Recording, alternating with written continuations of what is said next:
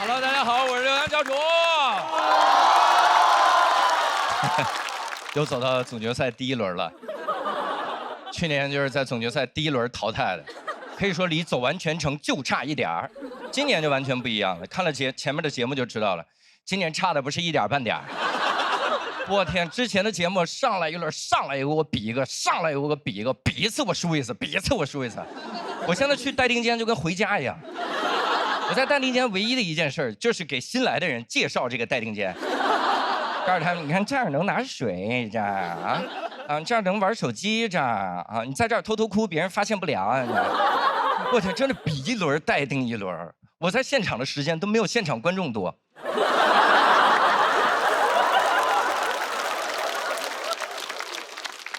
待定的我都开始怀疑自己了，我在想我还适合说脱口秀吗？但还是大数据懂我。当天晚上，小某书就推给我一个帖子，快来喜单报名当观众吧。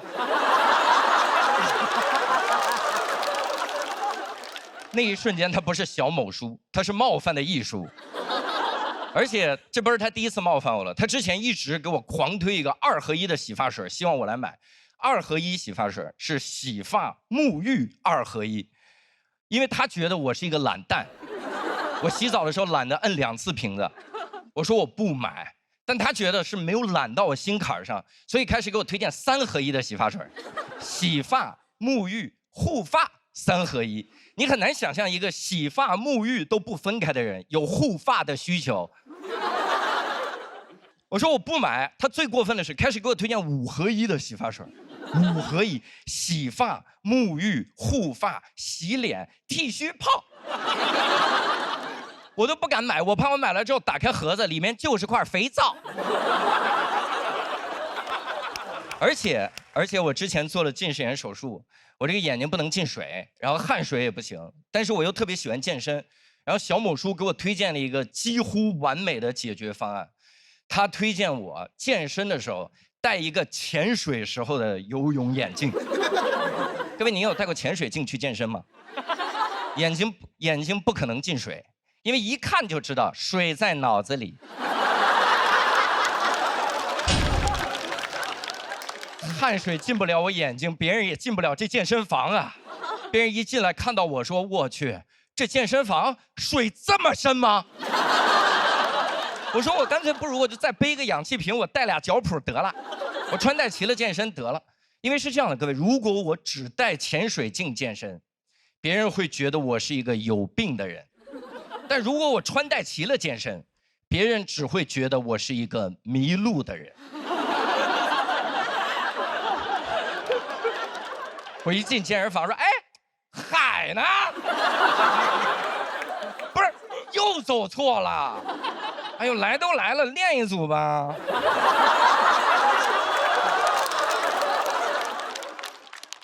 你知道他还推荐我啥？他推荐我洗澡的时候也带这个潜水镜。各位，这真的有点触碰到我的底线了。我在想，我不戴，不就是闭眼吗？闭眼就好了，水不可能进到眼睛里，我就闭着眼睛洗。我闭着眼睛，水打湿我的身体。我刚要开始洗头的时候，我发现，我真分不清哪个是洗发水啊！我就后悔没买那个2合1的洗发水啊！那一瞬间，我都跟黑灯共情了。黑灯那个发型一看就是经常拿错洗发水啊！本来要拿洗发水，拿成了炸药。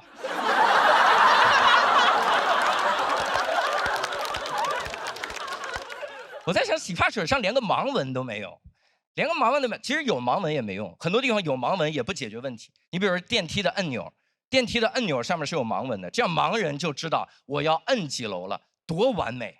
但你能不能行好，给人家配个语音，告诉人家盲人现在停的是几楼啊？这要是中间多停几次，电梯门一打开，我都不知道我在哪儿。电梯里是盲人，电梯外是盲盒，盲人只能盲猜。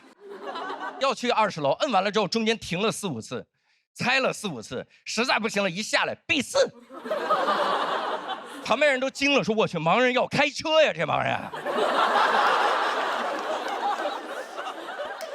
而且我觉得这个世界就是这样的，经常就差一点，就差一点点就解决问题了，就好像我的人生一样。我之前也是，我之前差一点点就学会防身了。我是这样，我是在那个之前有一段时间计划出国演出，然后我说这个老说国外很不安全，我就查一下在国外怎么防身。他们推荐我在国外买一对那个纸虎，纸虎我不知道各位见过没有，就是5个大粗戒指连在一起，就好像你把奥运5环抓在手里了，就那个玩意儿的攻击力，就别人如果来抢劫我，我一拳下去，既保住了我兜里的200块钱，又能赔他2万医药费，非常的有用。但这个东西买的时候我就在想，我说这玩意儿差一点，差一点点就能防身，因为如果我把它买来，我只能把它放到我的包里，放到包里它就没有了防身的意义。别人一持刀抢劫我，我说 OK， 你还敢抢劫我啊？你不知道我包里有什么吧？啊！哎，我给我一刀啊！这拉链还卡住了，这拉链啊！大哥，你稍等啊！大哥，哎，我这又一刀，大哥，别捅了，大哥，大哥，哎，这里边还有个布袋子，这绳子怎么这么多？大哥，哎，绳子还卡住了，拿你刀拉一下，刀拉一下，刀拉一下。我后来在想，我干脆学一些那个真正的武术来防身好了。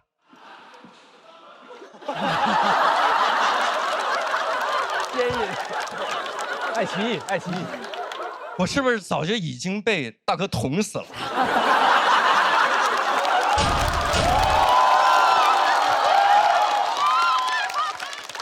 刚刚那声你们听见了是吧？太吓人了哈！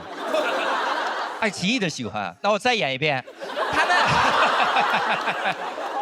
后来我在想，我不如学点真的武术来防身。我特别想学那种国家名字加武术名字的东西，听着就很厉害，什么巴西柔术、八柔、泰拳。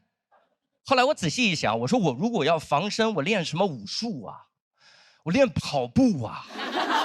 哎，跑步是世界上最好的防身方式。你什么时候见过博尔特挨揍？一次都没有。那边刚一挥拳，博尔特已经20米开外了。你想打博尔特，你得先打兴奋剂。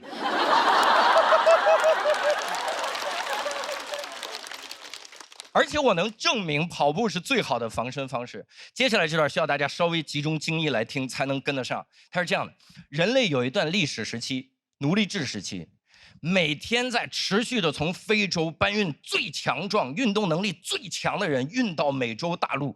所以后来所有的那些最好的运动基因全留在了美洲大陆。所以你看，什么橄榄球冠军在美洲，篮球冠军在美洲，拳击冠军在美洲，但马拉松冠军在非洲。跑步是最好的防身方式。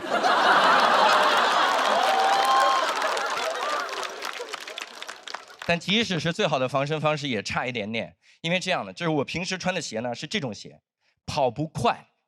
我如果带跑步鞋呢，我就只能把它放包里。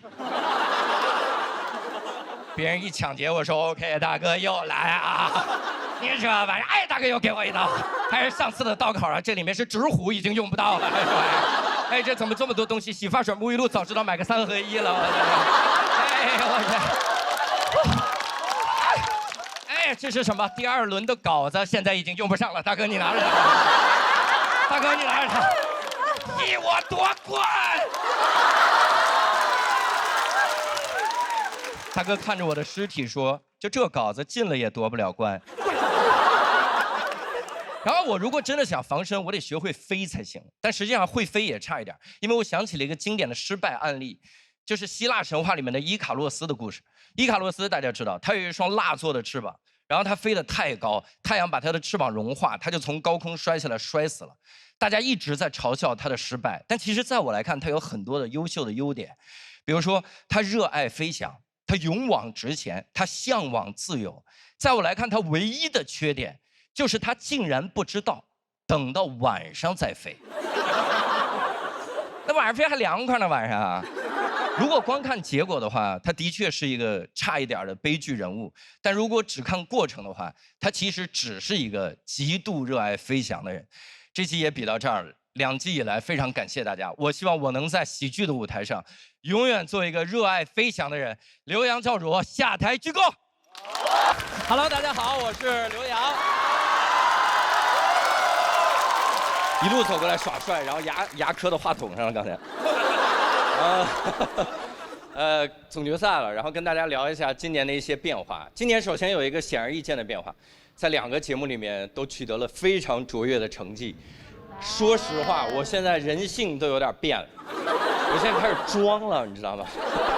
尤其是回答记者提问的时候，采访的时候，记者问，两个节目都一直赢的感觉是什么呀？我说，是一种超越了主观意志的失重感。他说什么意思？就是飘了，还是什么意思？但是我今年最大的一个变化是我今年当爸爸了。谢谢大家。然后有了一个儿子，叫小野，他出生非常有意思，跟各位说一下，他出生在4月30号，给各位科普一下，4月30号是国际不打小孩日。一出生带给我一个信号，但是我不怕，因为我不过洋节，我。然后他还有一个冷知识分享给各位，现场你们算来着了，就是刚满月的婴儿不会说话。哎，很多人不知道这个事儿。刚满月的时候，我们俩把他接回家，我在电梯里抱着我儿子，一个老大爷执着地问我儿子：“你多大啦？多大啦？”我说：“你告诉人家呀，没礼貌呢。”不好意思，大爷，这孩子特别不会说话，但是他不会说话，特别能哭，就哭起来真的哄不住。我已经想尽一切办法了，就不知道咋办。你在这抱着哭，给安抚奶嘴哭，你在这抛接他哭，单手抡哭，把他用球投篮哭，不知道该怎么办。他哭得最狠的时候，我忽然意识到，完了，将来我跟他一块儿坐高铁，我会被骂到死。而我对这事儿无能为力。如果高铁上还有一个脱口秀演员把骂我的这个事儿写成段子，我就彻底完了。我儿子只是丢脸，我连段子都丢了。所以我想了一个策略：如果我跟他一块儿坐高铁，我要抢在所有人之前先生气。我要先假装不认识我儿子，然后我儿子一哭，我就站起来。谁家小孩？谁家小孩放我旁边哭呢？有人哄没人哄啊？没人哄，我哄了啊！还没人哄，真哄了啊！刚好带着个安抚奶嘴儿，把孩子含上。我呀，就是一热心肠，平时也不帮忙。这孩子我都不认识，多大啦？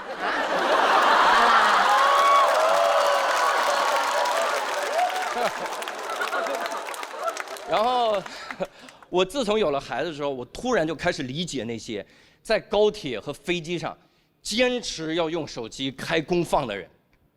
他们肯定是想尽了一切办法，都没法让手机安静下来。他们自己在家哄，根本哄不住，跟手机说别播了，好不好？别播了，播完这个就不播了啊！哎呀，还连播了，哎，该死的大数据啊！含个安抚奶嘴儿没用，还是播，然后带到高铁上还是播，没办法，他也不能像我一样突然站起来，谁家手机啊？这是，没人要，有人要没人要？不可能，一定会有人要。他只能跟别人说不好意思啊，这个手机播没电了，就不播了啊。这样我一会儿把声音开到最大，声大，耗电快啊。但是最大的一个变化是这样的，就是自从有了孩子之后，我变得特别多愁善感。就特别容易动情，然后一动情就特别想哭。但单口喜剧演员是这样的，我们一旦想哭的时候，我们会立刻开个玩笑，把这种哭的氛围化解掉。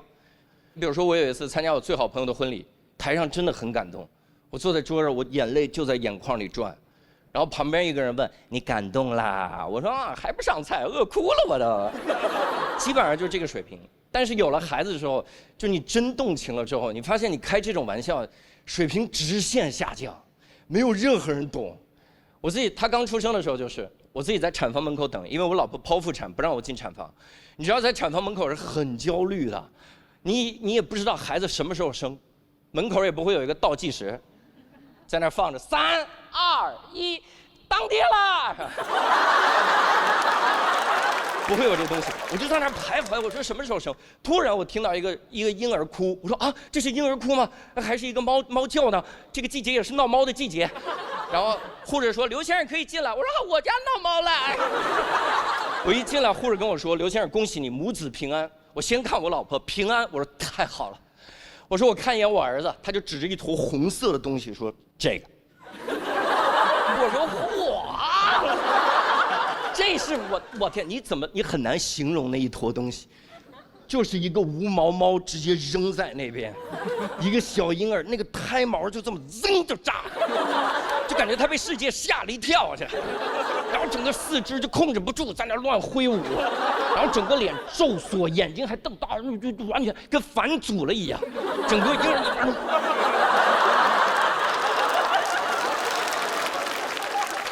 我一看孩子，我说嘿，地道的北京人啊！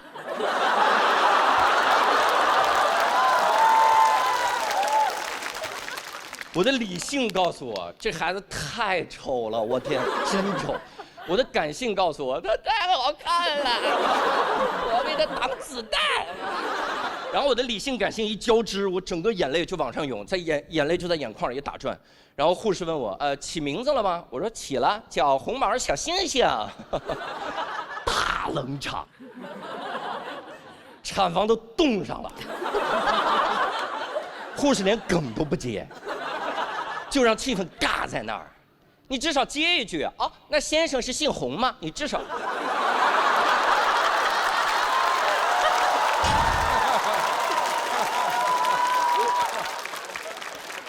我说先生不是姓洪，先生是喜欢陈信洪。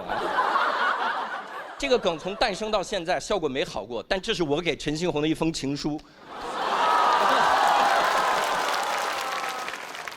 然后他在月子中心也是，我特别容易动情。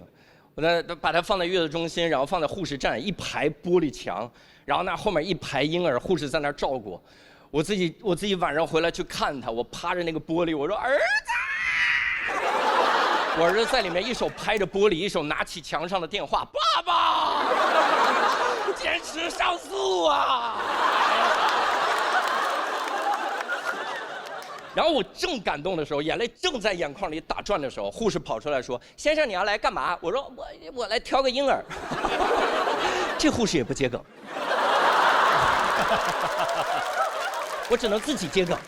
我说不挑了，你这个看着挺甜的，你多大啦？多大了？不说话，这孩子这太膨胀了。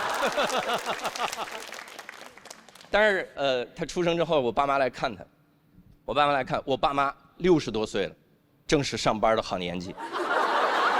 然后来我家看他，两个人在那逗小野玩，然后那一个瞬间我懵了，我整个人懵了，因为这样就是我儿子长得跟我小时候一模一样。然后我爸妈在逗他的时候，我忽然意识到，这是我这辈子第一次从这个视角看到我爸妈在逗一个婴儿时期的我。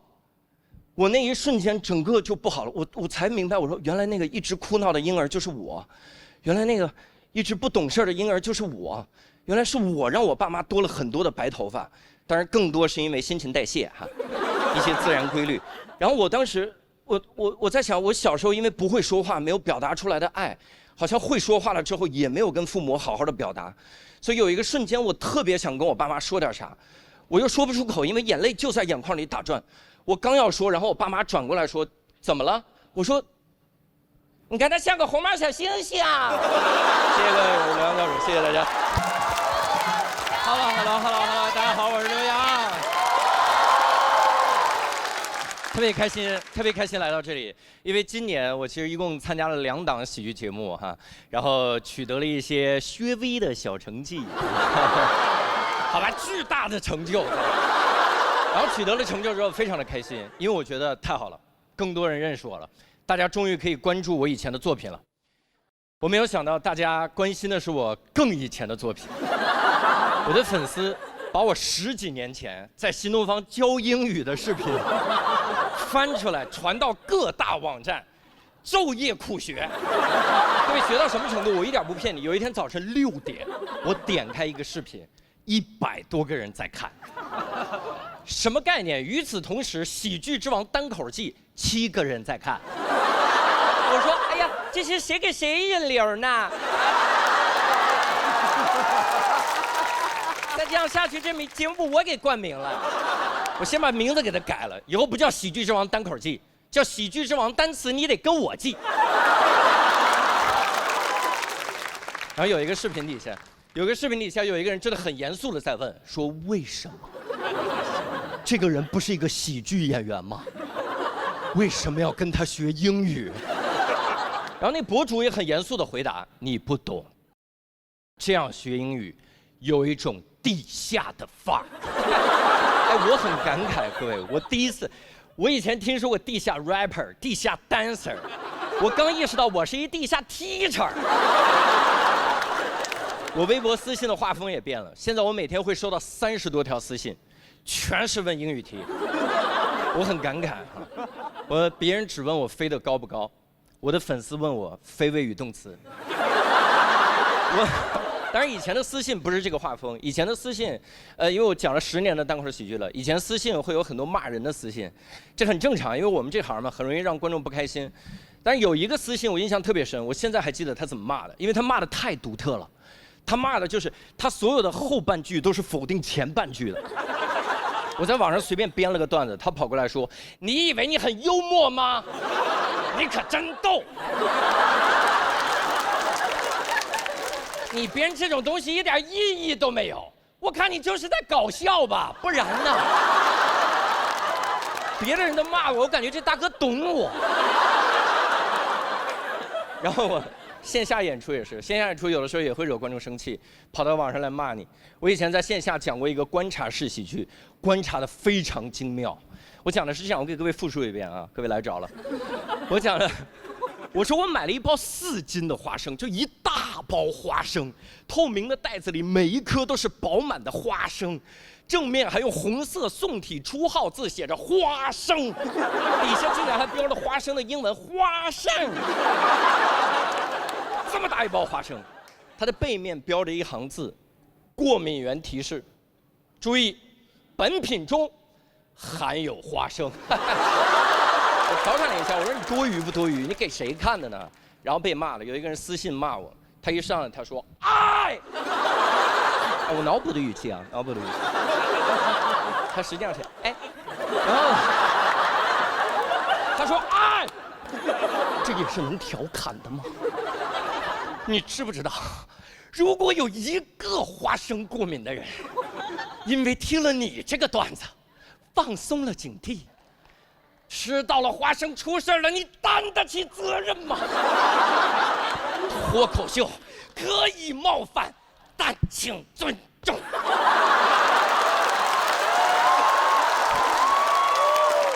私信的结尾是他吐的一滩血。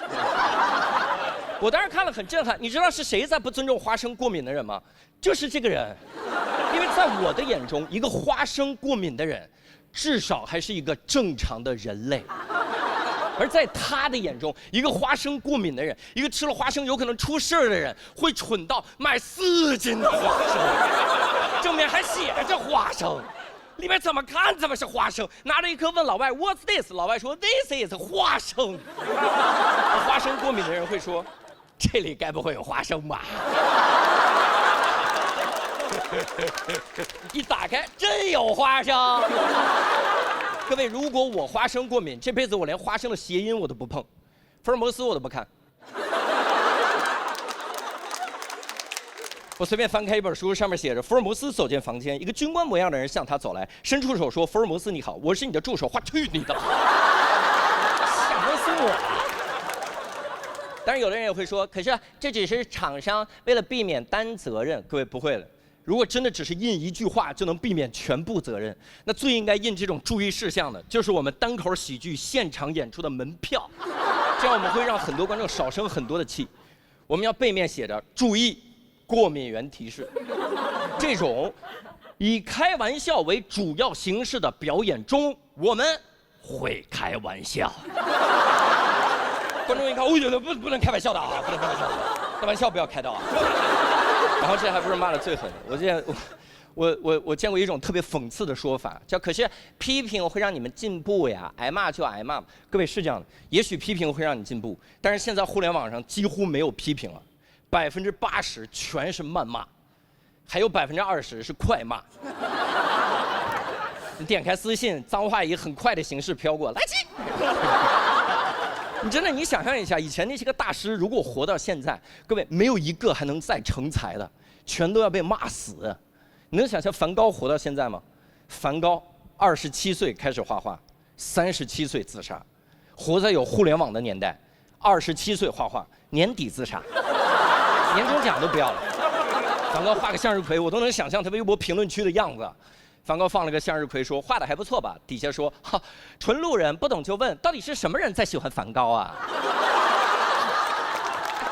这也叫向日葵吗？吃点好的吧。家人们，避雷这个一只耳。梵高当场就没了，梵高向日葵都没画完，就画了个瓜子儿。画瓜子儿底下有人说啊，画瓜子儿不标过敏源呐。本来就想不开的，活到现在更完蛋。各位，你能想到屈原活在现在吗？各位，屈原如果活在有微博的年代，端午节就是屈原第一次点开微博评论区那天。哪天点开，哪天端午节。屈原发了条微博，好气哟，又被楚怀王排挤了。底下一个人，谁问你了？抛开事实不谈，你自己没有责任吗？他怎么不排挤别人，就排挤你呀？屈原当场就跳江了。老百姓为了避免鱼吃掉屈原的尸体，都把那些骂他的人捆成粽子，然后扔进江里，一边扔一边说端午节快乐。那些人一边被鱼吃一边说，只有我一个人觉得应该说端午安康吗？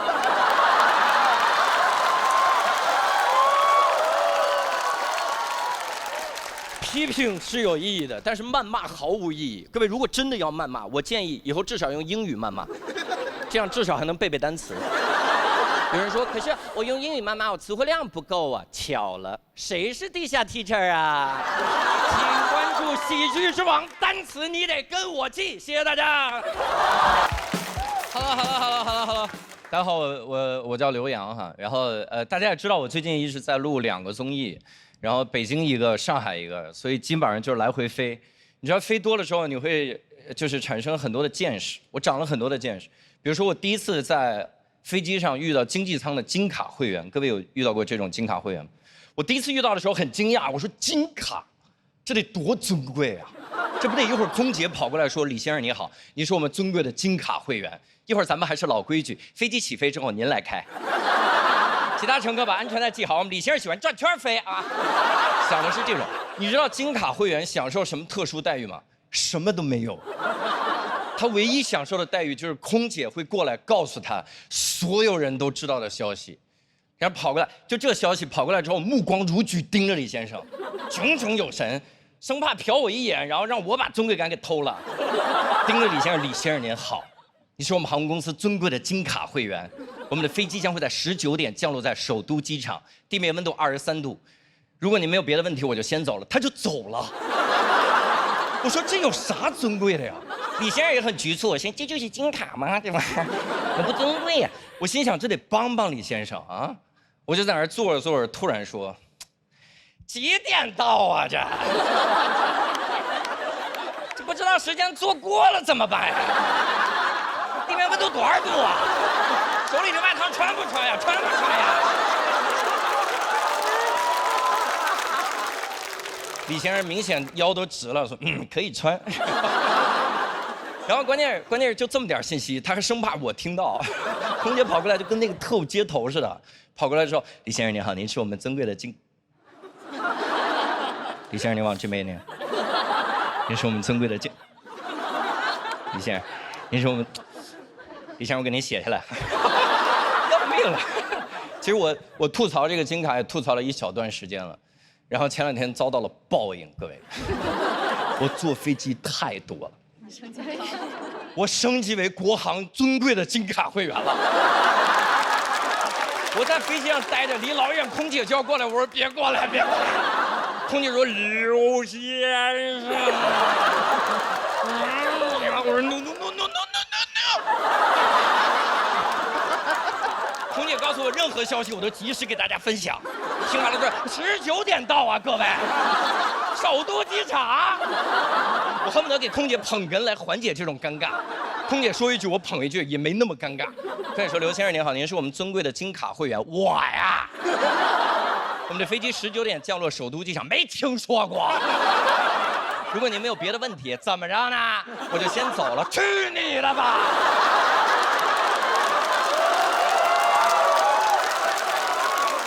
这还是我办过的比较尊贵的卡了。我办过最不划算的一张卡，是我去一个景区，说是景区，实际上就是一座山；说是一座山，实际上就是一个小土坡。那山有多高？那山就300米高，各位，300米，你知道什么概念吗？300米，苏炳添登顶只需要27秒。就这么个小破山，然后收100多块钱，然后服务员问你要不要加80块钱升级为我们的畅玩 VIP 套餐体验卡。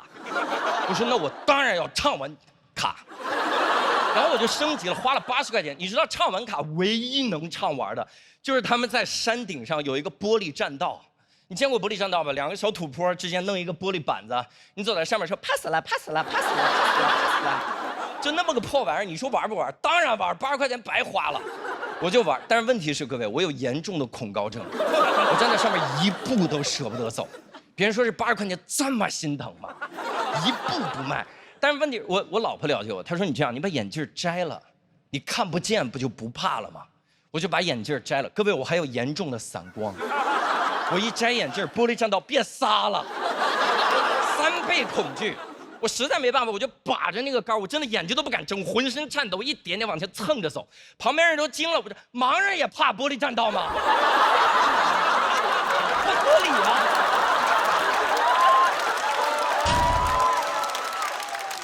然后在这种情况下，我的畅玩套餐里还包含一个服务，免费拍照。因为景区就是认为我在这种情况下，脸上红温，浑身发抖，已经出汗出的不行的情况下，会产生一个念头：要是有人给我拍照就好了。我在那闭着眼，我就听咔嚓咔嚓咔嚓咔嚓，我说完了完了。我一下玻璃栈道有一个屋子，一抢我的照片，全是我驯服五官的全过程。我说这玩意儿太可怕，我就要走。走的时候，景区服务人员跟我说：“刘先生，这些精彩瞬间真说得出口啊！这些精彩瞬间，您只需要花25元就可以买回去。”我说：“你做梦！你给我25，我也不买。”他说：“不买就一直挂着。”我说：“买，大哥，商量。”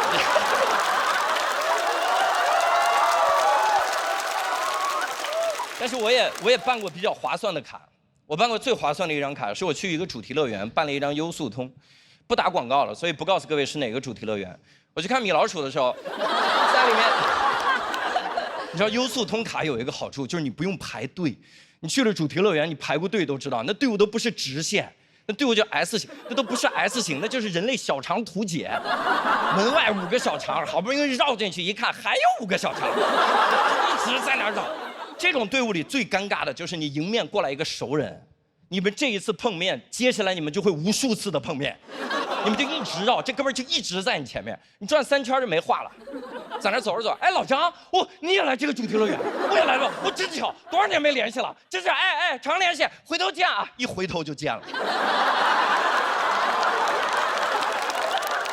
啊，老张，我坐飞机来的，是，飞机很累，吃饭啊，记得吃饭。然后一回头，咱们现在把饭吃了呢啊！我告诉各位一个方法，我自己研究出来的，在这种队伍里，如果你想要维护你们的友谊，你只需要还说一模一样的话，但你换个形式说就好了，保证你们的友谊长存。就是你用评书的方式说一模一样的话，友谊还在。你想想那感觉啊！一看到老张，哎，老张，你也来这主题乐园啊？我也是，哎。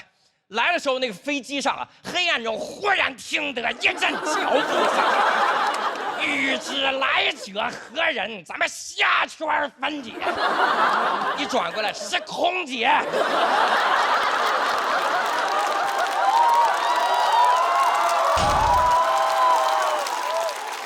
空姐轻声说道：“刘先生，我们的飞机将会在10点降落在首都机场。”谢谢各位，我是刘洋教授，谢谢大家。Hello， 大家好。大家好，我是刘洋。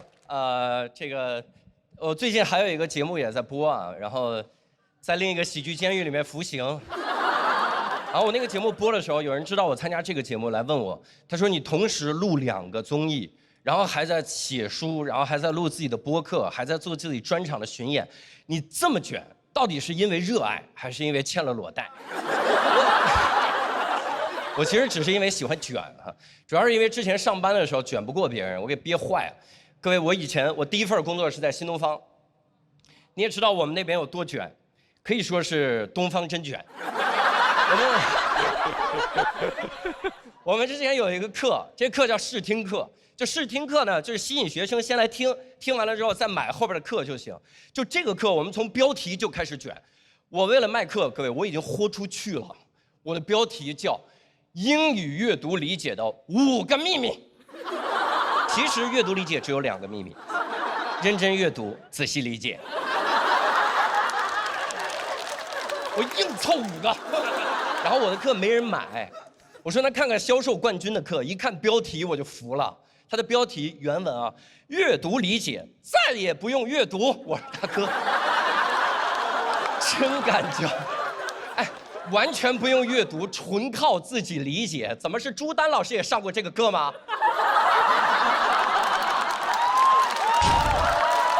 然后一会儿给您下跪。然后这老师还有一门课最厉害，这门课叫做1个小时搞定英语的奥秘。这门课6个小时。我说那剩下5个小时干啥呢？研究英语阅读理解的5个秘密吗？最狠的是这个老师还来卷我。我有一次惊讶的知道，这个老师跑到10个销售组长那边，人手送了一台最新的手机，求他们不要卖我的课。我天，各位，我当时都惊了，销售组长也惊了。销售组长拿着手机，问心有愧，本来也没人买他的课，何苦破费呢？交给时间不好吗？我也很惊，就为了不卖我的课，各位，你只需要给我6台，我就可以不卖我的课。你给我8台，我可以主动卖你的课。你给我10台，我参加喜剧之王我都卖你的课。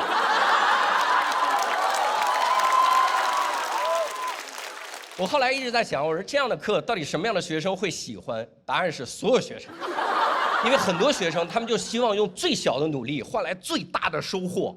我自己亲身经历，我有一个学生，高考前一天跑到北京雍和宫，站在一个许愿池前，想用他小小的付出获得大大的收获。他掏出一个1块钱的硬币，扔进池子里，说：“希望神仙可以保佑我考上清华。”哎，真敢许啊！我要是神仙，我一把把硬币抓住。我说：“大哥，真的吗？1块钱，上清华，1块钱，从这儿到清华坐地铁4块钱。”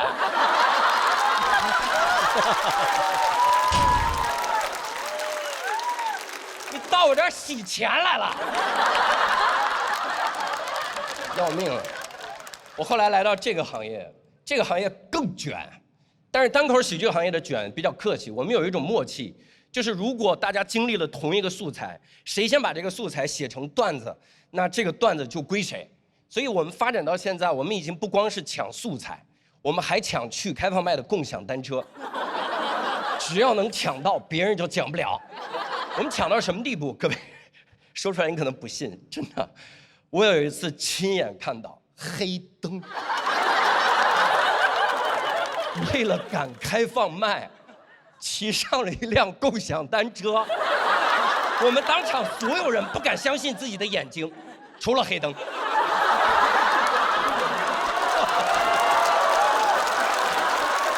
开灯，开灯，我给他开灯。太夸张了。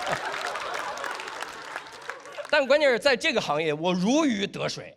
各位，因为我骑共享单车骑得快，也有别人骑得快，但我锁车锁得快；也有人锁车快，但我敢不锁车。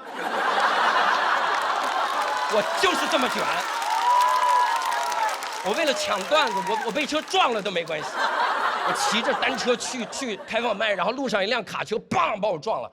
护士把我的残骸捡到救护车上，捡的时候也不会耽误我抢段子，我会掏出我的段子本给护士说：“别管我，拿着这个去开放麦，上台念出来，就说是刘洋先讲的段子北定中原日，家祭无忘告小刘。”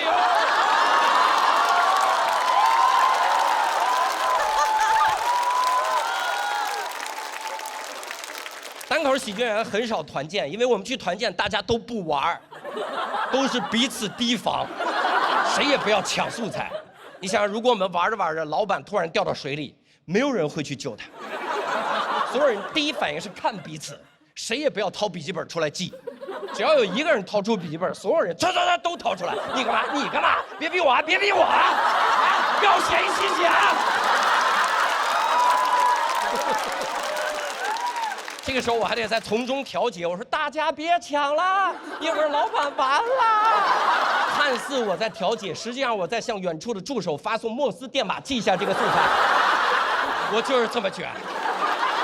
可能最后僵持完了之后，然后一看水面，老板已经没影了。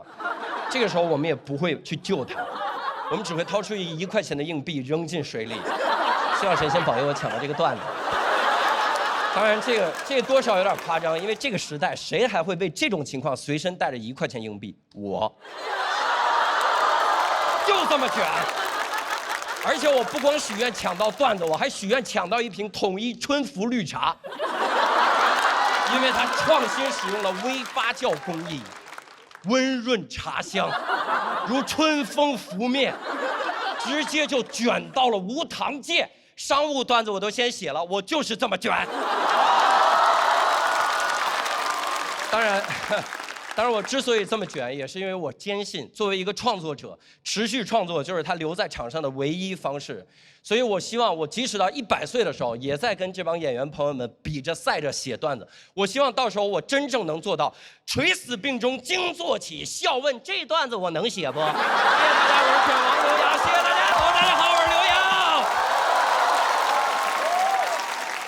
刚才小龙也说了，其实上一场没来的观众不知道，我上一场是全场第2。那我为什么会坐到那边？因为付航直接把我炸到那边。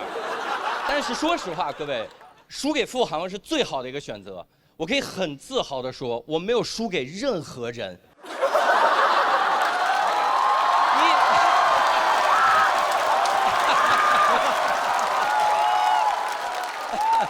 我最近在减肥，健身在减肥，主要是希望脸稍微再显得小一点。希望脸能更小一点。然后我其实，在小红书上搜了很多东西。然后很多人会说网上有很多假的东西，你不能全信的。我只信那些劝我做我想做的事儿的帖子。所以我在小红书上搜了，我搜到一个让脸变小的绝技，分享给各位一套理论，很有科学依据。如何让脸变小？把肩练大。太有道理了，各位。各位，如果刚才我上场，我肩宽2.5米，没有任何一个人会注意我的脸。大家问的唯一一句跟我脸有关的就是他脸呢？只有范志毅老师会说：“哦呦，这么宽的肩膀，脸都不要了。”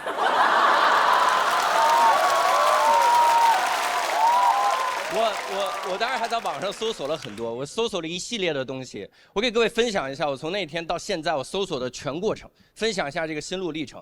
我先搜如何把肩练大，练肩的5个最佳动作，练肩如何上超大重量，肩膀受伤如何康复，阴天下雨肩膀就疼正常吗？如何让肩膀看起来很大，如何 P 图，如何战胜焦虑，如何出家，出家人如何练肩。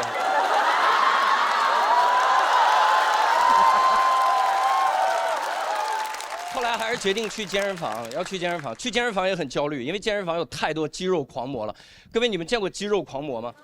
就这些人特别好认，他们站，他们不能这么站，他们只能这么站，因为这儿肌肉太多，放不下来。你要攻击他特别简单，你这儿捅一刀就行，他够都够不着。说，哎，等着。左手也够不着，因为胸肌也很大。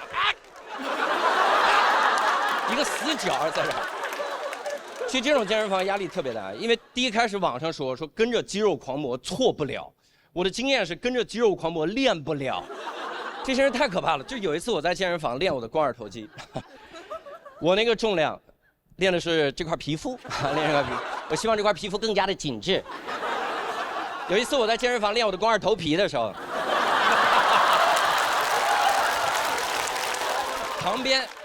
旁边有个肌肉狂魔在那边深蹲，各位你知道他深蹲多大重量？他深蹲170公斤， 170公斤什么概念？各位，我70公斤，他可以举起2个我还要抱一个30公斤的哑铃，而我抱不动30公斤哑铃。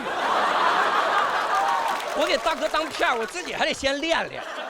然后那大哥在那边就在那儿蹲，我在他的旁边，拿这个2.5公斤的哑铃，瑟瑟发抖，我都不敢呼吸，我怕抢了大哥的氧气，我生怕大哥有口气儿没吸着骂我。大哥倒着倒着，哎，有口气儿没吸着，是不是你给吸了？把你也放上来，然后继续。特别头疼，而且有的时候你自己练的时候也很头疼。有一次我在那练我的胸大皮肤的时候，我练的时候，有的肌肉狂魔要过来跟你一起练，他离老远我就知道他过来了，因为他离我还有1米，胸已经到我脸上了。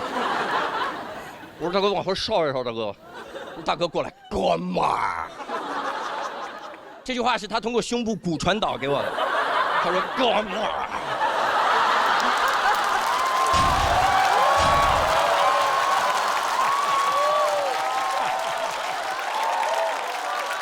一起练呀，你一组我一组怎么样？这个时候你很难拒绝他，你能明白吗？我说你边儿去，大哥能用他的钩夹碎我，以钩服人。我就只能让他练，跟他练根本就没法练。大哥用那个重量，我这辈子都用不了。大哥在那嘎吱嘎吱嘎吱嘎吱嘎吱，我在旁边扇风扇得快感冒了。想你的风还是吹到了健身房。大哥练得很开心，嘎吱嘎吱嘎吱嘎吱，棒往那一放上。哥们儿，我去喝口水。你练吧，我练个屁呀！我做的唯一一件事就是拆大哥的片儿。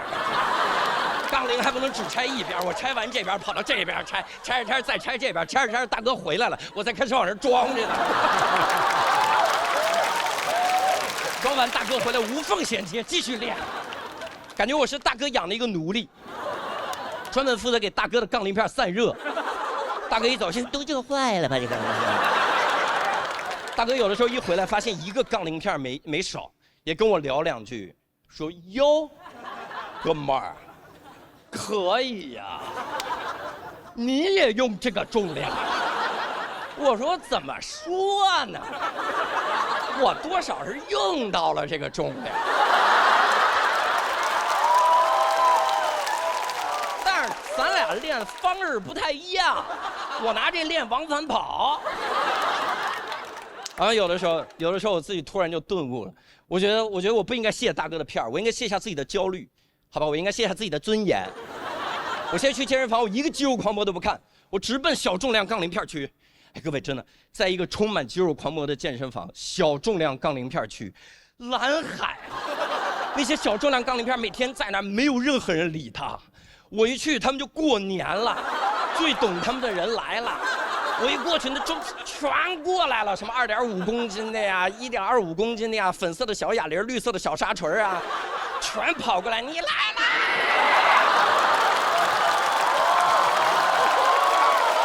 我说来，举高高，哎，骑大马，一个个来啊，2就5公斤了，举不动了啊！非常感谢大家，我是刘洋，谢谢大家。Hello。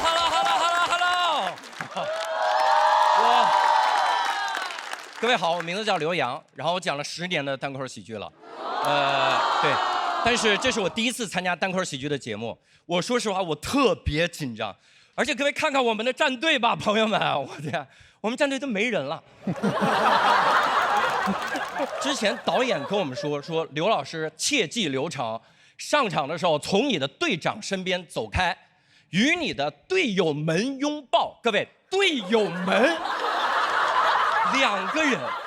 这就是队友们的最小单位。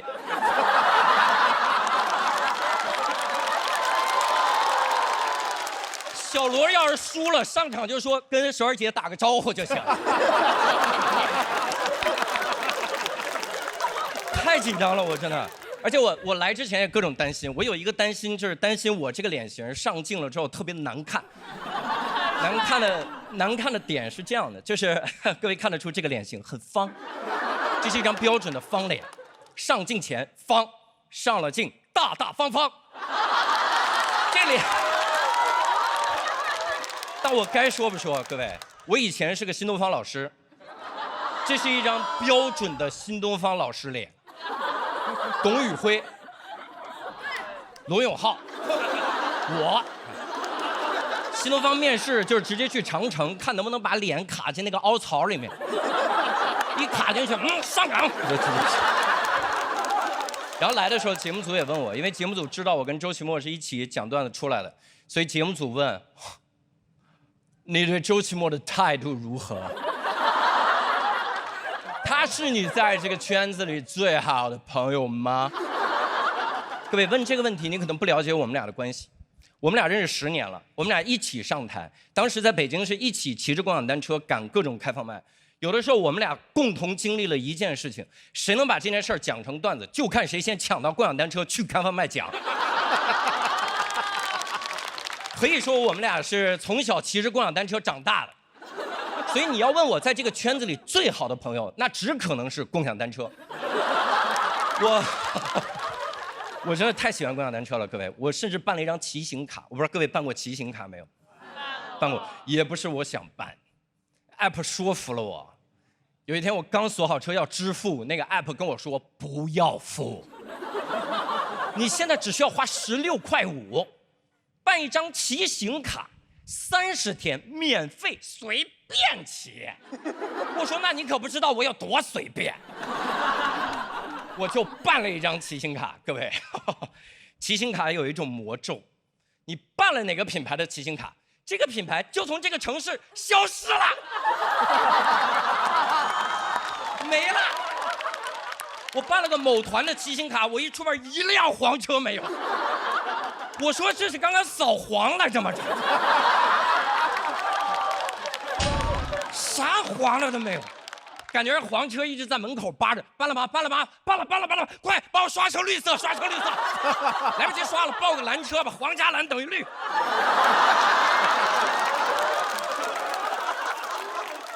报在那边，我真是没想到，我办了骑行卡之后会被卡在骑行这个环节。我办卡之前，各位，我不是给你炫富，我共享单车自由。我想骑什么共享单车骑什么共享单车，我办了卡我变了，我的灵魂被资本绑架了。我现在出门挑共享单车，我有那种电视剧里面女主角早晨起来挑衣服的感觉。我看着几十辆小蓝车，几百辆小绿车，一辆能骑的都没有啊。然后无论目的地有多远，我都走路去目的地，感觉我不是办了张骑行卡，我办了张健身卡。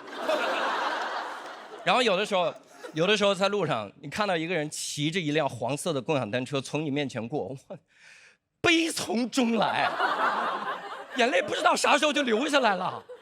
你就看着他说：“为什么？就差一步吗？我要是先走你走的那条路，你现在拥有的一切不都是我的了吗？”这就是我对周奇墨的态度。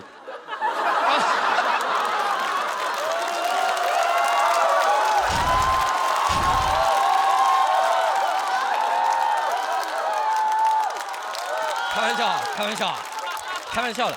单口喜剧演员就是这样，我们会为了搞笑讲一些这种真心话，然后真的是开玩笑。我们俩关系非常的好，因为你得罪其他圈子的人也就是伤感情。你得罪单口喜剧演员，他真跟你抢共享单车，你回头抢还抢不过。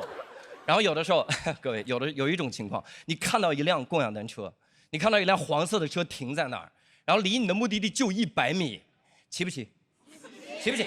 当然骑，还能便宜了资本。我骑，这100米我能骑多慢骑多慢。一路上我不是在骑车，我在品这辆车。慢慢的骑，可慢了，到目的地停都不停，围着转。转完了之后，转的时候双手撒把，哇！心灵奇旅。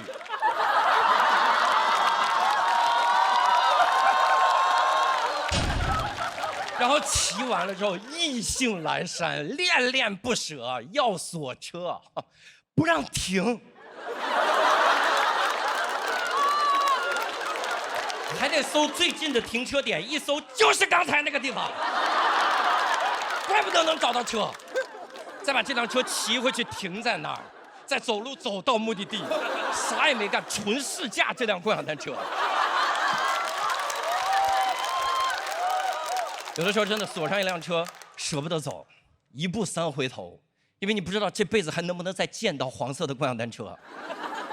你就站在风中看着那辆车，你看着他，他也看着你，你不说话，他也不说话，然后忽然有一秒你觉得必须要走了，你说走了，他说去哪里呀？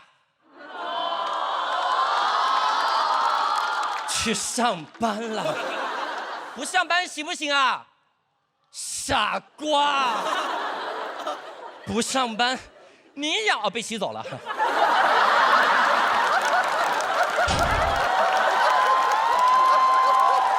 自作多情了，自作多情。虽然现在我们能扫到的共享单车越来越少，越来越少。咱从头来吧。大家好，我叫刘洋。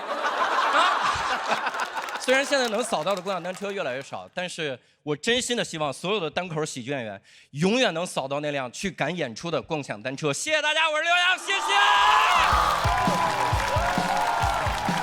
Hello， 我是刘洋。熊孩子的家长来了，好多演员都说想看看我儿子，翟佳宁这辈子不可能了。然后，开玩笑的，30年之内不可能。我叫刘洋，然后这2年一直在参加节目，获得最多的这个标签就是卷、紧绷、特别忙，的确很忙，日程总是塞得很满。然后前一段时间有个朋友想看一眼我的日程，我给他发过去一份我的日程表，他说这个是1周的，我说这是周1的，非常的紧绷。我周围所有人都比我松弛，我爸甚至都比我松弛，这个很难理解，但他的确比我松弛。我这个名字是这样，我的名字是我爸给起的，就这个洋字。这个洋字呢，它的意思是晴天。有的人听了之后说，哦，好美的寓意，是寄托了你爸对你美好的期待吗？其实不是，因为这个字是上户口的人打错了，他充其量寄托了上户口的人对我美好的期待。我爸给我选的洋是这个洋，取自《归去来兮辞》，周遥遥以轻扬，意思是洒脱随性不计较。上户口的人就打错了，我爸就接受了，可见我爸才做到了洒脱随性不计较。我爸才应该叫刘洋，我这么忙，我应该叫流氓。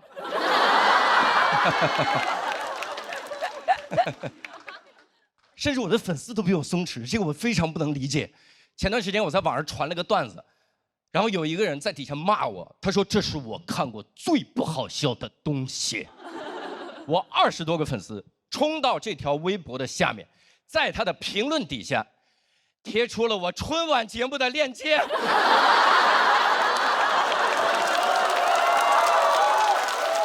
还单独艾特他，看看这个呢。别人朝我打子弹，粉丝给他换核弹。参加这个节目也是，参加各种综艺节目也会被骂不松弛。去年我在《喜人奇妙夜》夺冠了，最后拿着冠军的奖杯发表获奖感言，泣不成声。一个弹幕飘过，他要是更松弛一点，还能取得更好的成绩。冠军了，大哥，更好的成绩是什么？冠名吗？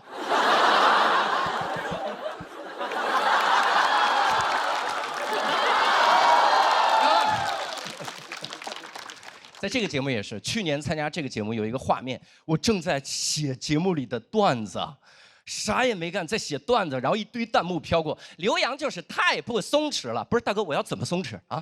我本意思我不写了。导演说你上台讲段子，我说不讲，我上台我就站着，不是松弛，我上台我晃手，我知道啊，我上台我就玩，我上台我玩行为艺术，我上来之后说大家好，其实今天我是来给大家拜年了。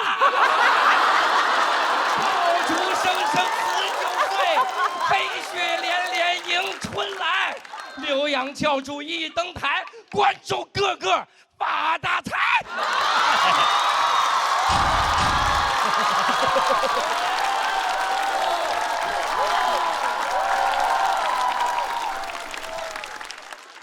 哎，你们的欢呼让我开始反思了，我春晚应该演这段的呀。总之就是开始学一些松弛了，开始学松弛了，然后根本学不会，我的妈呀！网上的一些松弛教程越学越紧绷。我搜到一个教程，名字就叫“轻松获得松弛感，只需要每天做完这21件事儿”。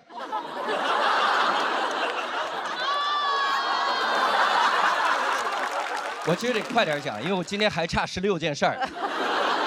我还关注了一些松弛博主，各位见过吗？那些松弛博主，他所有的视频就是拼尽全力的展示他们毫不努力。有一个松弛博主是这样的，他所有的视频就是他打高尔夫球、骑马、徒步，在海边一边散步一边喝香槟，哎，就这些松弛的事儿做完，微信步数起码2万步，不起码4万8。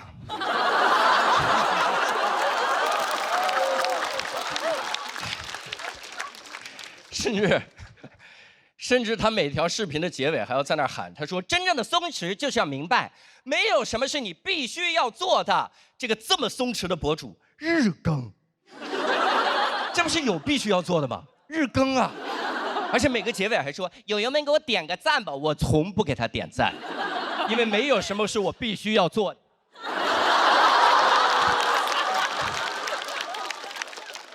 有一个博主，有一个松弛博主，他点赞过万的视频是他去西班牙旅游。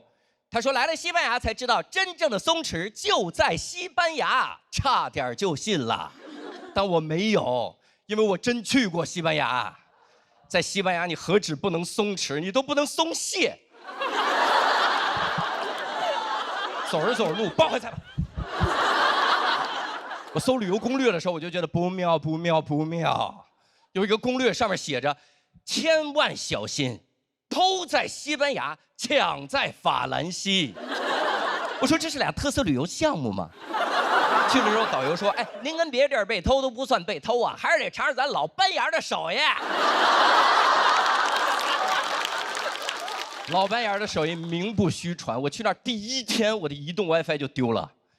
我丢的过程是这样的，我在马德里的街头正刷手机，小某书给我推了一个帖子，说注意，在西班牙，这10样东西最容易丢。我说那我得赶紧点开看看，我就点不开了。我的移动 WiFi 开始移动了。而且那个博主还说，他说最松弛的事儿就是夏日的午后，在西班牙的草地上躺整整1天。不可能。根本躺不住，太热了。我去的那个城市最高能热到45度，各位45度是什么概念？我一点没骗你，我在路上看到一个人在遛狗，那狗是跳着走的。我说那会不会本来就是个袋鼠啊？来西班牙旅游热成狗了。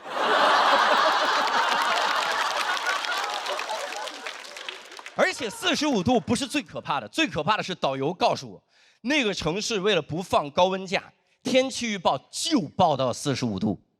换句话说，就是外面无论有多热，你看天气预报45度，外边热的一个老大爷已经烧起来了。多少度？45度。45度老大爷能烧起来，那是一个燃点很低的老大爷。白领老大爷。红领老大爷要260度才会烧起来。这种天气你不存在躺1天这种选项，你要么就是躺一会儿，要么就是躺一辈子。本来想躺一会儿，结果躺了一辈子，躺在白领老大爷旁边，直接就火化了，了无痕迹。我后来问我一个朋友，我说人为什么一定要学会松弛感？我那个朋友跟我说，你看苏轼，一生多次被贬官，但他毫不在意，仍然坚持消费，每天买300颗荔枝来吃，就是因为他松弛。我说那太好了，赶紧去看看《苏东坡传》。各位，我认真看了书才知道，给你们科普一下。丝毫不在意自己被贬官的苏轼，在第一次被贬官黄州之后，就写了将近200首诗，来表达自己丝毫不在意被贬官。我说有没有可能皇上本来也没想贬那么多次啊，皇上就单纯想追更啊？皇上说苏轼最近还写吗？没写，贬到海南。然后后来在想，真的学不会就学不会吧，紧绷就紧绷吧，也不要那么在意别人的眼光了。你想想我的偶像梵高，他一生也受尽了别人的批评和攻击，但他丝毫不在意，因为别人的话，梵高最多只听进去了一半。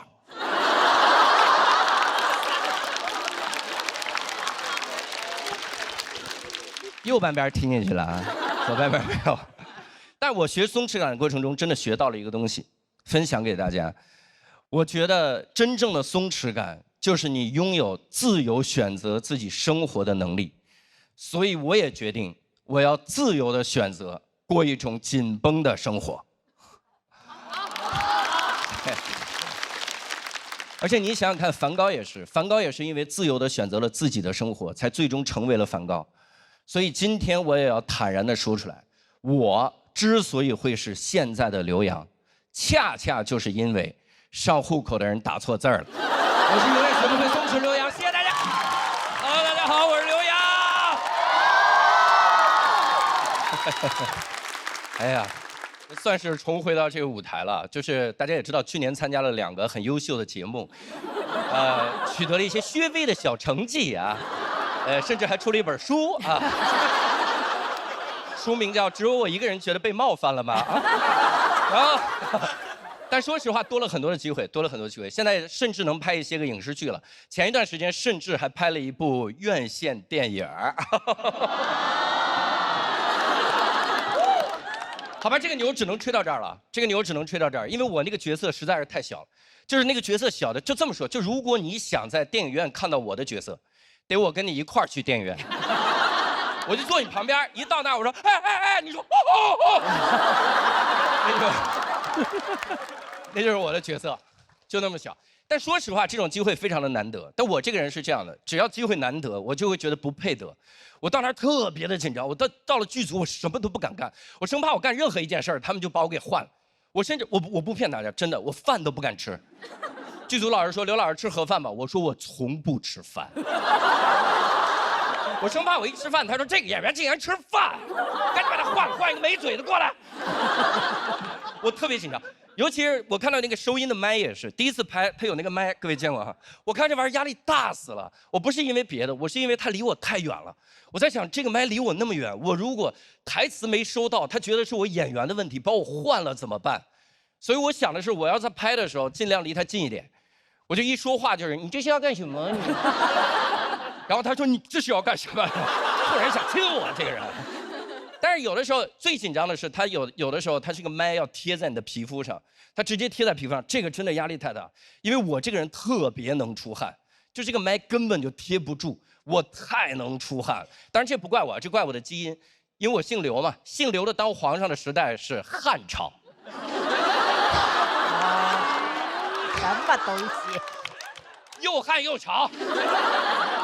我这个麦只要贴在我身上，滋儿就掉到我肚脐眼，一贴滋儿就掉到我肚脐眼，感觉是那个麦说行了，嘴说的也差不多了啊，我们听听肚脐眼怎么想。然后每次都掉，我说我是怎么发现的？是那个导演拍了几条跑过来跟我说，他说刘老师，表演特别好，表情动作都很到位，但是如果您对我们的台词有意见，能不能说出来咱们商量，不要直接删掉。我说我有病吗？我一共3句台词，我删1句的意义是什么？我比较喜欢偶数吗我？然后我说，他说你看看回放，我一看回放，我的天啊，各位，我何止是删掉，我还怪叫啊。那个麦就往下的时候，我这个声音就越来越拖，逐渐消失，然后一阵沉默之后，就是一个喉咙里的怒音，就在因为我的麦在掉。我一说话就是你今天怎么看着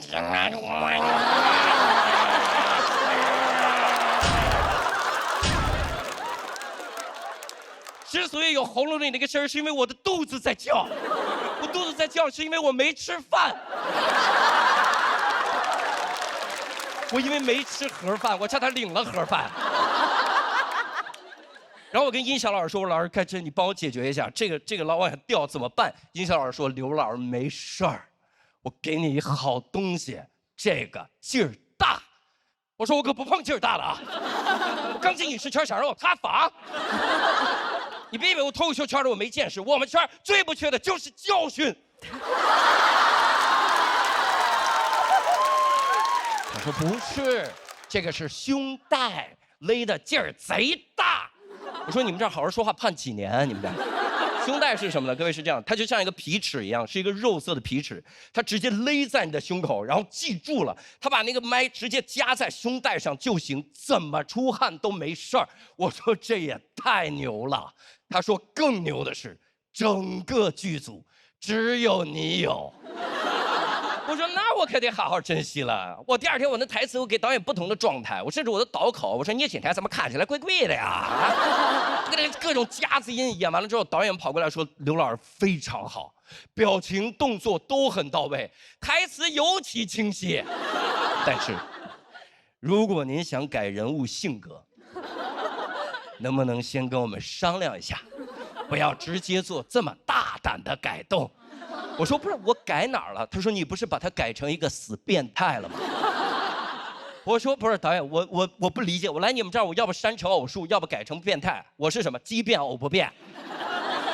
导演说你来看回放，我一看回放，我去各位，我可太变态了，我太变态。各位，但是是这样的，我不是一上来就变态，我是渐变。它是怎么个过程呢？它是这样的，我是每天早晨健身，所以我的肌肉在早晨的时候是充血状态，非常的饱满。那个胸带到这儿，叭就勒紧了，那个麦过来根本就不用勒，我直接拿胸肌叭就给它夹死了。吹牛了，吹牛了，吹牛了，吹牛了，这个吹牛了，吹牛了，吹牛了，这吹牛想看到我胸肌比看到我角色还难啊。总之就是早晨的时候勒得特别的死，但是随着肌肉充血状态的消失，我这个肌肉就会回去一点，我这个胸带就会往下掉一点。但各位注意，它不是全掉，它是就掉一点。所以我发现我在回放里说台词的时候，会有一些下意识的动作。我一说台词就是“你现在怎么看起来怪怪的呀？”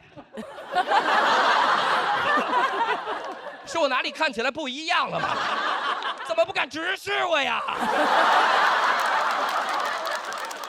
我说这也太难直视了，这个。然后关键我也没法跟大家澄清，因为整个剧组只有我有。我总不能开之前说，各位开工之前我说两句啊，这个是麦克，别人只会说我刘老师管他胸罩叫麦克，不光穿那女士内衣，还给内衣起名字，还起了个男人的名字，麦克，好歹叫米歇尔吧。小海都只穿8小时，他一直带着。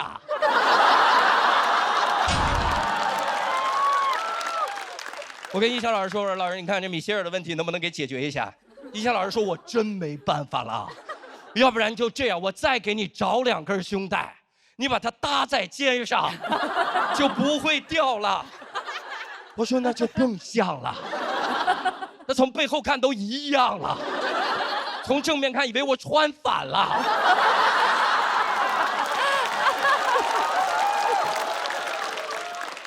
我不行就买一个穿吧，我就，里面至少还有海绵把我汗吸干净了。哇！庆幸的是，各位，庆幸的是，最后我的角色没有被换掉。哇！因为被整个剪掉了，被整个剪掉。当时我知道这个坏消息的时候，我在想，我应该能想到的，因为拍的时候就早有胸罩。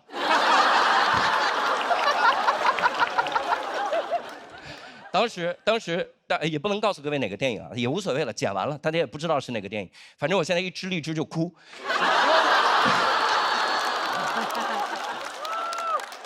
从来只有妃子笑，有谁听到刘洋哭啊？那一瞬间，我真的暗暗发誓，我说总有一天我要吃剧组盒饭吃个够。然后如果真的有那天，我希望能给大家重新自我介绍。大家好，我叫刘洋，其实呢，我是一个演员。谢谢大家，我是刘洋，谢谢。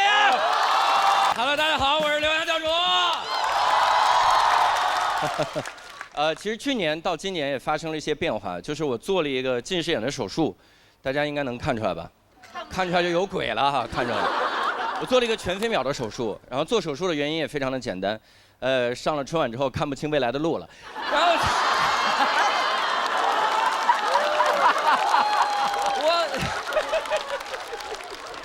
我当时做这个手术很紧张，我想先在小某书查一下，我想搜一下全飞秒手术到底是什么样。一搜，我天，说什么的都有，真的各位。有帖子说做了全飞秒手术之后，夜间视力下降，聚焦都聚不上了。还有说做了全飞秒手术之后能戴墨镜了，重启第二人生了。还有一个帖子说做完全飞秒手术当场就后悔，一点开后悔没早做。后来是我有一个朋友推荐我去一个德国的诊所去做。说实话，各位，我听到是德国诊所的时候，心里有一丢丢的向往，因为我以前听过很多关于德国的都市传说。我不知道各位听说过没有？有一个最有名的，我给你讲一下，最有名的青岛下水道的故事，各位听过吗？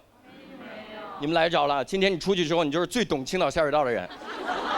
说青岛下水道为什么这么多年一直不堵？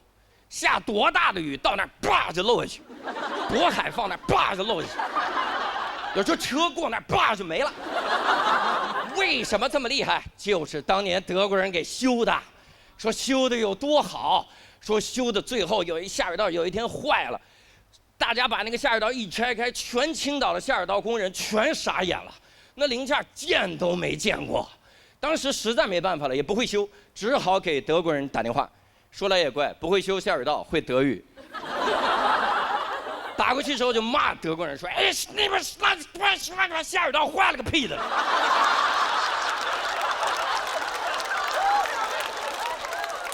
当。德国人说：“不要慌，下水道固有一坏。”我们当年就预料到这个结果，所以我们在下水道附近3米处挖了一个坑。你打开那个坑，里面会有个油纸包，大家一打开，真有个油纸包，一拆开里面就是下水道的零件，换上之后下水道完好如初。我天，各位，这个故事非常的扯，各位哈，千万不要信。已经有观众开始记笔记了啊！我今天好了解德国下水道啊，千万不要信。但是说实话，这么扯的故事，当你要去找一个德国医生做手术的时候，你心里就有一点希望它是真的。因为一旦是真的，各位，我的眼睛得多有保障。10几年后，我的眼睛突然就坏了，全国的医生束手无策，没办法，只好给德国人打电话，还不会德语，只好找一个青岛下水道工人给德国打电话。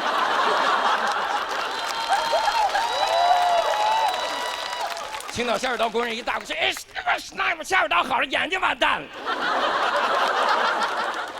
Dank。德国人说：“不要慌，我早知道眼睛固有一坏，所以我们在他角膜3厘米处挖了一个坑，你们中文叫酒窝。那里面我放了个油纸包，大家一打开，真有个油纸包，里面一拆开就是我的角膜。换上之后，眼睛完好如初。德国医生因为私藏角膜被判无期。当然我去了那个医院，我发现最大的问题根本不在于医术，这个根本不用担心，最担心的是怎么跟德国人交流。我天，我们俩那个交流，用德语我不会德语，用中文他以为他会中文，我们俩交流，我中间实在没办法，我说不行就用英语吧，啊，我也教了10几年英语，德国口音的英语，说慢点我应该听得清。各位，德国口音一点都不是问题，词汇量是个大问题啊。那医学词汇一个都听不懂。那医生给我描述了一下全飞秒手术的全过程，我从全飞秒手术就没听懂。我给各位科普一下，全飞秒手术的英文叫 Smile， 听着像一个手术的名字吗？我在那聊着聊着，他跟我说 Smile， 我就。他说奶 ，You smile， 我说 I smile 着呢，哎，这都快 laugh 了，这嘴再咧就疼 cry 了，这就。最后我实在没办法，我在医院里随便找了个护士，我说您好，那个麻烦您能当一下我们的翻译吗？那个护士说，可以，2个字刺痛了我，我30多岁了，教了10几年英语，英语没法跟人沟通，那护士看着20刚出头，能翻译德语。所以我特别毕恭毕敬，我跟人护士说：“我说那个，能麻烦您问一下，我的夜间眩光会严重吗？”那护士问医生：“他的夜间眩光会严重吗？”我说刚刚这个环节我是哪儿不会呢？然后最紧张的是做手术当天，做手术当天真的非常紧张，因为我非常担心这个手术出风险。各位你应该能理解，我无法承受近视眼手术带来的风险，因为我们已经有一个盲人脱口秀演员了，不仅盲了，段子都被他写差不多了，去年拿着段子都得第3了。我要是出了风险，我真是字面意思上的白瞎了。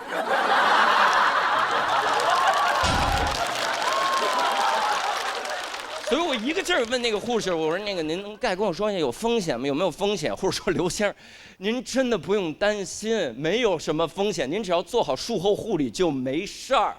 来把这个术后护理包拿着，我一拿那护理包，我说哦，这个我知道，油纸包来了啊。我拆开那个护理包，各位，里面赫然放着一副黑灯同款墨镜。我说你再说一遍没风险的事儿。你最好给我这个墨镜，唯一的目的是告诉我黑灯在你们医院治好了，这墨镜它用不着了。他说刘先生真没风险，您还有什么担心您随便问。我说那我问你，如果我在手术过程中眨眼了怎么办啊？我一眨眼，眼皮给我切了，我以后跟个鱼似的，我天天我就这么瞪着。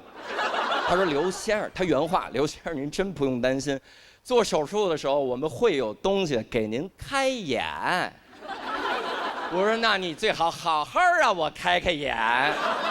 我躺手术床上说刘先生您看这是圆明园的龙首。我说嚯，快给刘先生切眼睛，切好了。后来发现多虑了，各位多虑了，手术非常的成功。我做完手术那1秒，然后德国医生跟我说手术很成功。那个翻译跑过来，手术很成功。我最后一次复查，我复查的时候，医生跟我说恢复得非常好，恭喜你，可以走进摘掉眼镜的世界了。但是，我说有但是，咱不第一开始说吗？我说但是什么？他说但是，您年底就要38岁了，40岁左右呢会出现老花眼的症状。我说那严重吗？他说没事儿。戴眼镜就好。谢谢大家，我是梁生，谢谢大家。Hello， 大家好，我是刘洋。现在也可以跟大家说了，然后今年呢也是同时参加2个节目，喜人还有这个喜单2个节目一块儿参加。去年也是参加这俩节目，有的时候你连续跨年跨年去了，这舞台有毛病，这舞台。我该不会一会儿也要去学导演了吧？你知道，你连续2年跨平台参加2个节目，你就会有一种，你好像在肩负2个平台和谐共处的使命的感觉。我现在都不是刘洋教主，我是文成公主。最近有一点公主病啦，最近。因为我的膝盖有问题，我的膝盖是这样，就是这个髌骨这个部位啊，它是能移动出来一节，就是它能移动。这个还好，这个还好，没想过去治，因为有的时候走路的时候能帮我看看后面来没来车啊，这个。但是最近不一样，最近它开始响了，就你只要一弯腿，它就嘎巴嘎巴的响。我说这得去医院看一看。我有个朋友给我推荐了一个专家号，特需专家，500块钱。各位，我在想，一个号如果贵到500块钱，你最好给我说出一个我没听过的病。你要说就是老了，我可不走了。然后那个专家果然名不虚传，我到了他那儿才知道，原来我这个髌骨外移的症状对应的病叫做髌骨外移。然后这个专家说，你现在这个情况最好立即做手术。我说太好了，你们医院做这个手术最好的人在哪儿？他说就站在你面前。我说你快来到我身边，我的膝盖都为你鼓掌了，我现在。然后这个专家跑过来给我检查我的膝盖，他一蹲下来，我一点没骗各位，他膝盖比我的还响。我说快请起吧，这这特需专家是哪个需啊？这是，您就给我推荐个一般需的专家就可以了。然后他给我解释了为什么他膝盖会响，以及我为什么必须找他做手术，我一句都没听清，因为他膝盖太响了。我们俩都不能同时在屋里面走路。别人说，哎，里面在打快板儿，里边有天津人。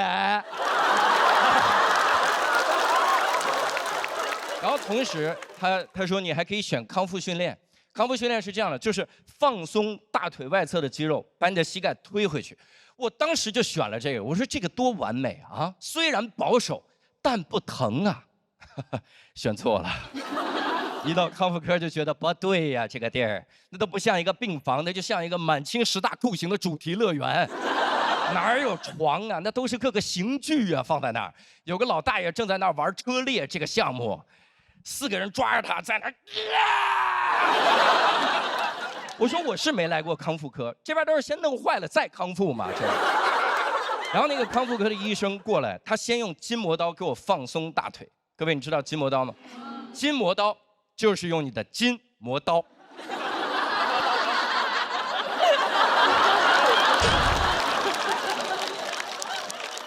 筋膜刀一刮，我都对自己有了新的了解，我才发现原来我的泪腺长在大腿上。我天，那刮的我都快崩溃了。他刮的就一个小圆铁罐，这么一刮，我说我去，你刀开这儿了是吗？他说腿还疼吗？我说腿还在吗？他说当然在了，这不给您装包里了吗？走的时候，看到没有？然后那个东西给我刮了几下之后，真的很有效果，没有那么疼了。他说不疼了吧？我说太好了，您果然厉害，一点也不疼了。他说那我们正式开始喽。正式开始是他拿手肘摁，我当时想手肘还能比筋膜刀更疼吗？他一摁，我说我去，大哥这是手刀啊，这是，不是康复科的康复，什么 Chinese 康复啊？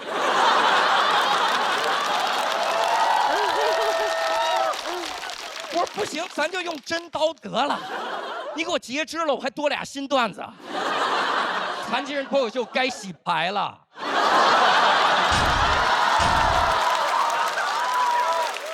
给我摁那第一下，我都不是疼，我是直接看见我姥姥了。然后再摁，我就看到我其他的祖先，我太姥姥刘备、刘邦什么的。刘邦说：“大风起兮云飞扬，再这么下去得摁死我们小刘洋。”关键疼成这样，他还跟我聊天。这个时候是聊天的场合吗？他在那儿跟我聊，他说疼吗？我说你瞎吗？他说疼就对了。人呐，就3个部位疼起来最要命。第一，3叉神经痛，疼的时候面部拉扯，头痛欲裂呀，男人呐。第二，带状疱疹，俗称缠腰龙，一滴汗下去针刺一般呐，男人呐。这第3呐，就要数那肾结石了。我说这和我的腿有屁关系啊！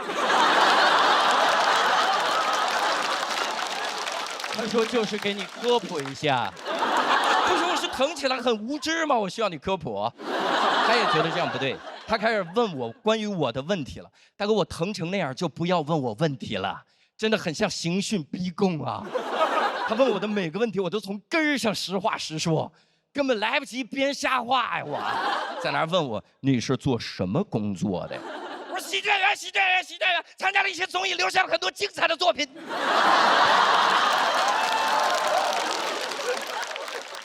哦，那你是一直干这个吗？不是，以前是新东方老师，现在已经从良了，还孩子一个快乐的周末啊。那你们平时是不是都挺幽默的呀？我说很幽默，很幽默，经常一句话就把别人逗笑了。真的，吹牛了。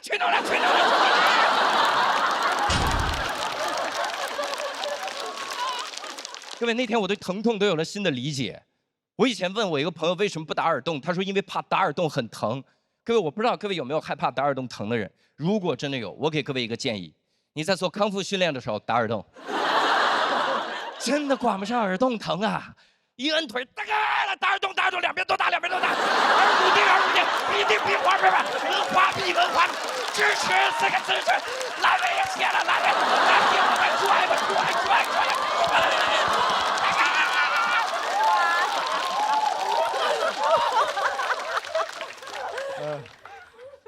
关键是康复训练都疼成这样了，能想象我平时膝盖有多疼吗？一点儿也不疼，一点儿也不疼，它只是响而已，它只是一个很吵的膝盖，再吵能有我段子吵吗？那天我整个人生都开悟了，各位，我突然想明白一个事儿：如果你的人生中有一些小问题一直没解决，你就不要去解决，你就把它放那儿吧。因为有的时候解决它付出的代价更大，就像我现在，我每周花1天时间做康复训练，剩下6天从康复训练中康复。谢谢大家，我是梁教授，谢谢大家。